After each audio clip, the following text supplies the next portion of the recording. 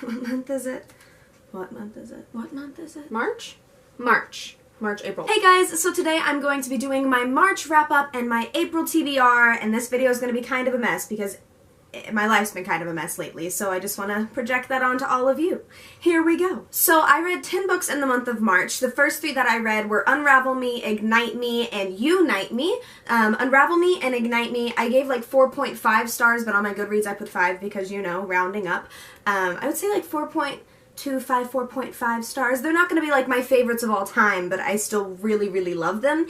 And then Unite Me had a character in it that I don't care for so much, and then it had another character in it that I love, and I'm not going to give you any details on either one of them, so if you've read the book, you can talk to me about it, but I don't want to spoil anything, because let people make their own decisions. So, Unite Me, I gave 4 stars, I believe, just because it had a character that I didn't enjoy so much. Does my dog need to bark like that? The next book that I read was The Wide Window by Lemony Snicket, and this is the 3rd book in the Series of Unfortunate Events series, I believe, and I gave this book a 3 out of 4 stars, or 3 out of 5. Why do I always say 3 out of 4?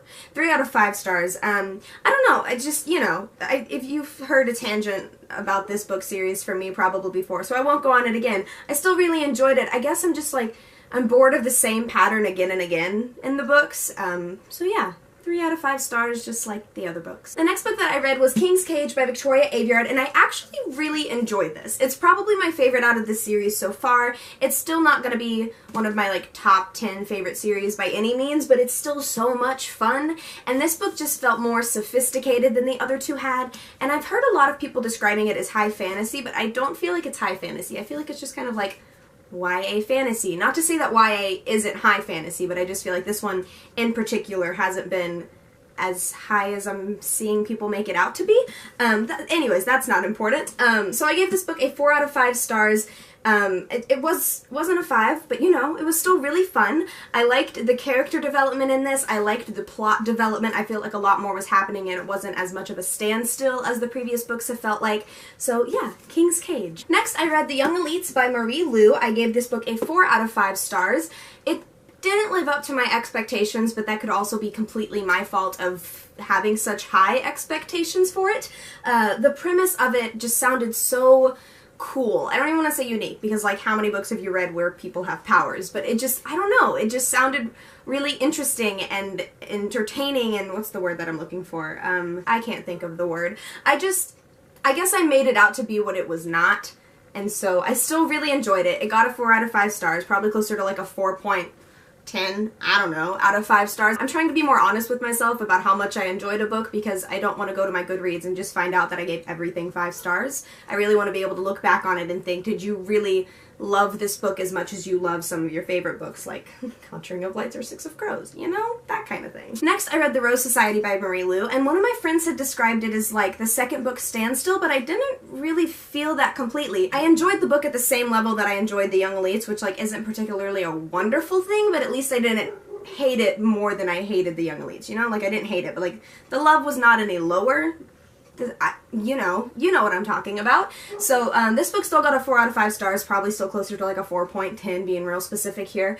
But yeah, I didn't feel like it had a standstill. I liked where the story progressed, and one of the characters that was introduced in this book I really enjoyed reading about, because he was just like a fun character to read about. Next, I read The Miserable Mill by Lemony Snicket, which is the 4th book, I think? I don't know. I enjoyed this one more than I had enjoyed any of the other ones, because there was actually some kind of mystery to the plot, and there was some kind of like, I don't know, I mean, like, you were still expecting what was going to happen, but it wasn't the same cut and paste that the other books felt like. It felt like there was something new, that more effort went into writing them, and there was just something more exciting to read about, and it just wasn't the same thing for the 5th time in a row, 4th time, whatever. So I did really enjoy this book, and more than the others. Still not gonna be my favorite series, but still really enjoyed this book. And then next, as one can guess, I read The Austere Academy by Lemony Snicket, and I did actually enjoy this one more, yet again, but not as much as The Miserable Mill, so it got 3 stars instead of 4.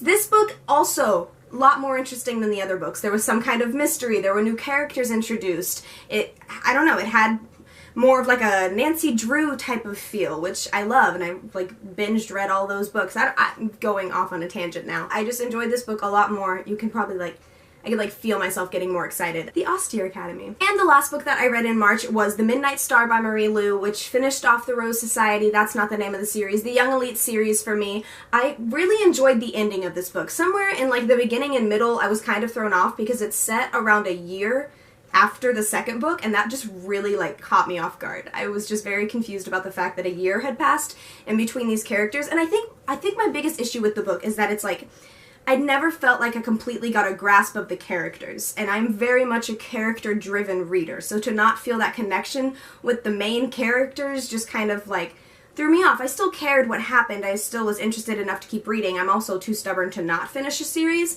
but I don't know, like that connection wasn't there as it is with my favorite books, so I think that's maybe what was throwing me off. But the ending towards the end of the book, obviously, I really, really enjoyed that part. Not the very end. If you know what I'm talking about, it's not like I'm like happy about what happened in the end. I just enjoyed it more. I felt like I was experiencing more book emotions. And so for my April TBR, I have no idea what I'm reading, except for 2 books that I'm 100% reading. But first off, we're going to talk about the 4 books that I checked out from the library, because why? I don't know. I think these are in the wrong order. They definitely are. Okay, well anyways, I checked out the next 4 books of the series of Unfortunate Events series thing, just because they're only like 200 to 300 pages. Most of them are definitely closer to 2. These seem closer to 3. They're quick to get through, so I can just like take care of these in one sitting and then feel like I did something with my day, even though I didn't. You know? It just makes me feel productive. So I got all of these, so whenever I don't feel like being responsible and getting things done, I can procrastinate by reading these. The next series that I may start in April, listen that I said May, is The Raven Boys by Maggie Stiefvater. I tried to read Shiver by Maggie Stiefvater, and I have never been able to not finish a book like I was unable to finish that book. I usually just force myself through and I'm like, suck it up and deal with it, Lindsay, you're gonna finish the book, but I just couldn't. Like, I had absolutely no interest, and it was just so boring to me, and maybe the writing style was difficult for me to get into. I don't even remember. It was so long ago. Maybe I'll try again. No, I won't. I'm not gonna lie to myself. I'm not gonna try again. But this book has just been getting so much hype that, you know, I'm gonna try and read it. And I know that there's a lot of problematic issues surrounding this book and surrounding the author, but I'm gonna try to read it anyways. Also because it's one of my friend's favorite series, and if she loves it, then like, even if I end up not liking it, I'll still be able to share conversations about it with her. This may or may not happen. I do want to read it really soon because I feel like I'm just progressively seeing more and more about this series, and I haven't read it. So, you know, I'll explain why I may not read it in a second. Let's get on to the clip that will explain that. So as you all may know, A Court of Wings and Ruins comes out May 2nd. So I will be rereading A Court of Thorns and Roses and A Court of Mist and Fury by Sarah J. Maas, and I'm just so pumped. I want to read them directly in order of A Court of Wings and Ruin. So I want to finish this and then not read anything else before A Court of Wings and Ruin, but I'm just constantly reading and I always need a book to read, so figuring out how I'm going to time this is kind of difficult because I don't know how many books that I'm going to be able to finish in a month, so I don't know if I have time to read The Raven Boys before I read this, and then also get a series of Unfortunate Events in, because that's just like become my monthly thing of working my way through that series. So I'm definitely going to read some of those. I would like to read all 4 so I can return them to the library and then continue checking out more books, because libraries, and then I want to read Raven Boys, but that's a 4-book series, and then this is not the smallest book that you can think of, but I haven't reread A Court of Thorns and Roses, and it was one of my favorite books of all time, of last year, so I want to reread it, but I also want to reread this, even though this wasn't really one of my favorite books. This just kind of overpowers and just makes everything my favorite, so yeah, I would like to figure out the timing on these, but there's absolutely no way to figure out the timing until the time comes. So I guess I'm just gonna give myself like 5 days, maybe 4 days to finish both of these, and then if I read too many books and then run out of time, I just won't sleep, and then I'll finish them anyways. Either way, it's going to happen. So those are all of the books that I read in March and that I'm going to read in April, and I don't know what's going on with my hands, but I would love to hear what kind of books you guys read in March, or which ones were your favorites, if you did any rereads, because I'm really into rereads this year, but I'm also really wanting to read new books, so I'm just at a standstill kind of with like my reading. So I would love to hear from you guys, and I hope you enjoyed the video for today. I hope you have a wonderful day or night or whatever time it is, wherever you are, and thank you for watching. I get to go hang out with doggies. I'm house sitting and pup sitting. Little puppies. get to hang out with puppies.